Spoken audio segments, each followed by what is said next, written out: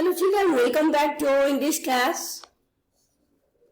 Now, today I will teach you Buttu, written by Toru Dutt. Now you are seeing the picture here, one boy is sitting and then one man is sitting and then behind him one prince is standing. See that he is a teacher who is standing is humble in his attire, dress and all, because he is a teacher.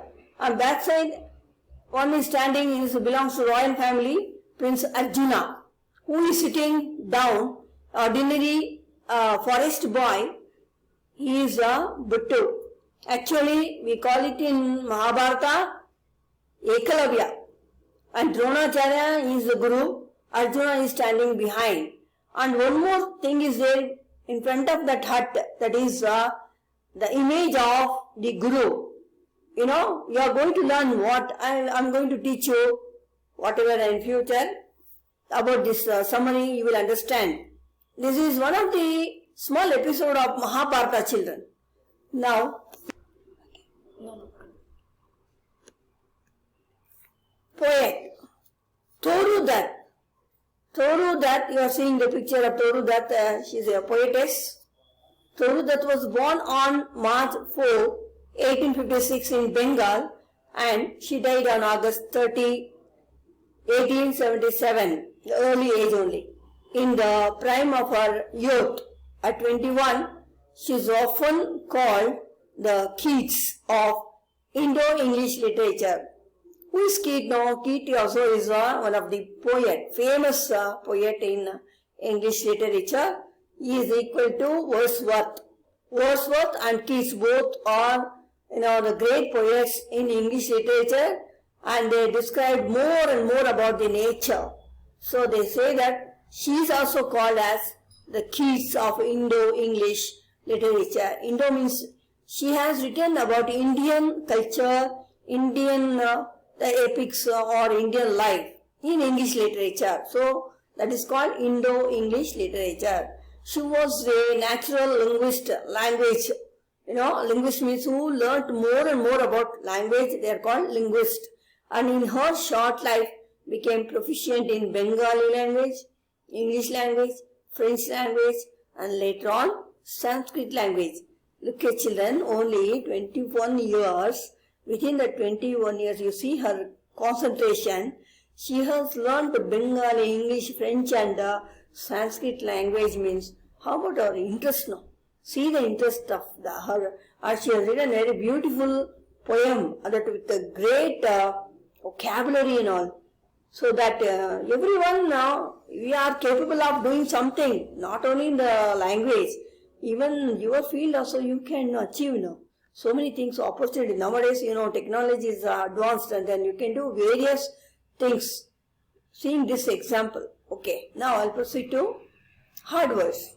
Inspiration, archery, knowledge, recompense, gracious. Now I'll read glossary. Unto means that's all classical English. Here in this poem is written in classical English, means very old English. In Kannada say, that Hale Kannada. Like that English also we say classical English. Unto, to, pelf, riches, sphere, cut, sod, a piece of earth with grass growing on it. Strife, trouble, recompense, a reward for one's help. Otherwise, we'll ask, fees or cash, whatever it is, returns. Revere means respect. Now, see the boy, the forest boy, he is learning archery. Now, when he went to Dronacharya and asked, he was very much interested, this boy was very much interested to learn the archery. He himself learnt something out of that. Then once he went to the great Guru, Dronacharya, asked him to teach. Then Dronacharya, he refused. He told that he will teach only for the royal family. By the time he was teaching only for Kauravas and Pandavas. Then he refused. He will not teach for the humble people. Is it correct, children? Now, whoever interested, we should receive him or her as a student. But that time, Bias was there. He was teaching only for the royal family. Though he was capable of learning, he was deprived because he was an ordinary boy, forest dweller. Is that correct? Now think over yourself. It is left to you. Now next, I'll read the poem first and I will explain the summary. O Master, unto thee I came to learn thy science. Name or tell I had not, so was driven with the shame, and here I learn all by myself, and still as master thee revere. For who so great in archery, lo, all my inspiration here, and all my knowledge is from thee. Thee means you. If I am master, how thou hast, thou means you are. Finish thy also yours. Finish thy course, give me my due. Let all the past be dead and past. Henceforth be ties between us new. All that I have, O Master, mine. All I shall conquer by my skill. Gladly shall I to thee resign. Let me but know thy gracious will. Is it a promise? Yea, I swear, so long as I have breath and life, to give thee all thou wilt. Beware, a rash promise ever ends in strife. Thou art my master, ask, oh ask, from thee new inspiration came. Thou canst not set too hard a task, nor aught refuse I, free from blame. If it be so, Arjuna hear. Arjuna and the youth were dumb.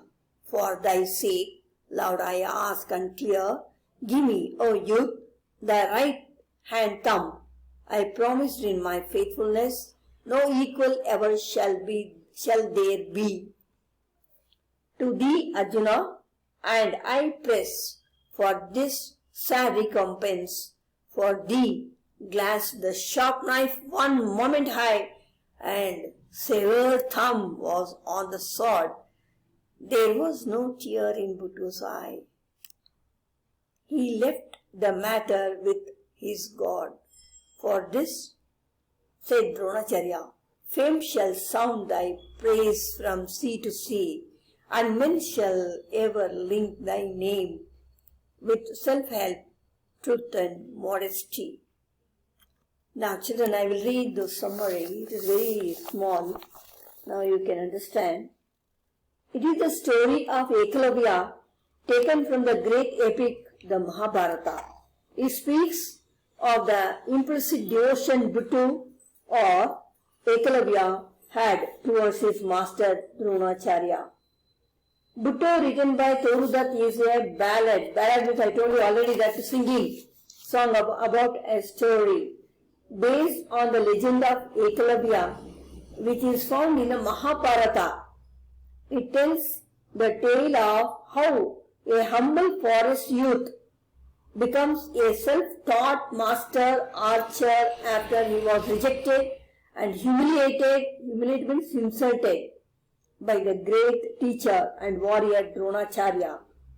Despite this snub, Buttu retains his devotion towards his master, makes a statue means idol, of him and learns archery by himself in front of the statue. He comes and shows his prowess to Dronacharya. Prowess means what? Knowledge, skill. Who demands a payment as his charge. Buttu agrees to give anything that he asks. Drona asks him for his right thumb, as he wants only Arjuna to be the greatest archer in the world. Buttu unhesitatingly gives his right thumb to prove his devotion to his master. Drona is humbled of the devotion shown to him and blesses him that his fame shall spread from one end of the earth to the other. and his name will be linked with self-help, truth and modesty, faithfulness and respect. That's all the children. How no? Dronacharya demanded and cut off his right thumb. Without right thumb he can't use archery. Is it not? For archery to aim and all, right thumb is very, very important. When he took away, Dronacharya he took away, then he became handicapped. He can't he can't aim. So the main aim of Dronacharya was, he wanted to make Arjuna the world famous and only one. The archer, the famous archer in the world. So like this, that story ends. Poor Ekalavya, he became handicapped now. And later Dronacharya blessed him that his fame, that Guru Bhakti, Guru Dakshina, devotion, everything will remain in the world. All the students, they will learn from Ekalavya these things. But the poem is over. Now I hope that you all understood the poem. There is one of the unit of the Mahabharata, I told you. If at all you have got habit of watching that serial Mahabharata, this episode has come. Very small one story only. You can watch also. But I am also sending a picture story of Ekalavya. By that you can see and understand, children. So I hope all of you understood. Okay, thank you.